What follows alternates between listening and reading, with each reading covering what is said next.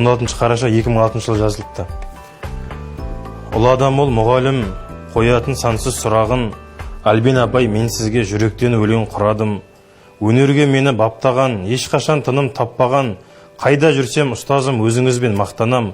Қанатымды сермеген, еңбектеніп терлеген, көзін ашқан бұлақтың ең алғашқы сіздерем. Сыйладым өлең гүлімді, берген соң шексіз білімді, ардақтаймын құрметтеп әдебиет қазақ тілімді.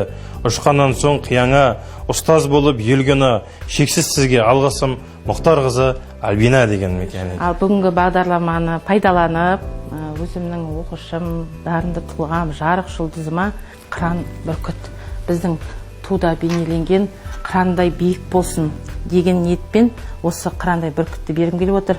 Осылай қазір мектеп басшысы болып отыр. Тек биік белестерді бағындыр балам.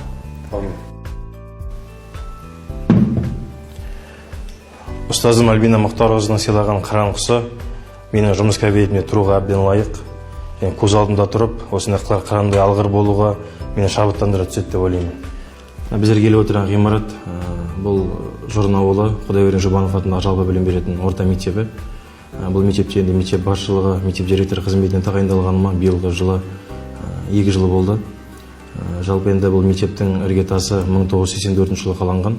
Қазіргі таңда мектеп қабырғасында 48 педагог қызмет етеді. Енді өзіме тоқталсам, мен сол 1991 жылдың 17 сәуірінде дүниеге келдім. Отбасында 5 баламыз, үйдің үлкен тұңғышымын. Енді бала кезде әкешемнің берген тәрбиесі, әкешемнің айтылған өсиеттері, бұның барлығы жадымызда.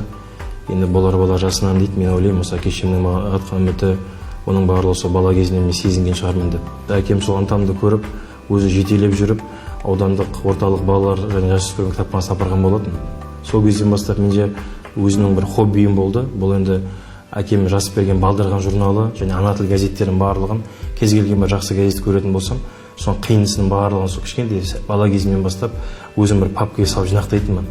Таңнан кешке дейін кітап оқығандығымның, сол зеректігім, соның барлығы осы мына енді әдебиетке келу деп толық айта алмаймын да, бірақ әдебиеттің есігіне сығалауға толық мүмкіндік берген шығар. Бала кезде әкем кең болсаң, кем болмайсың деп өсірген. Сондықтан қазіргі сол әкемнің сол ақылы әлі менің жадымда. Ол менің өмірлік ұстанымым, кең болсаң, кем болмайсың деген. Және Абай атамыздың айтқаны бар, пайда ойлама, ар ойла деген. Жаңа қызмет барысында жүргеннен кейін бұл міндетті түрде әділдігін айту керек болады, міндетті түрде шындығынан таймау керек болады. Сондықтан менің өзім ұстанымым екі қанатындай болған, бұл және шындық және әділдік.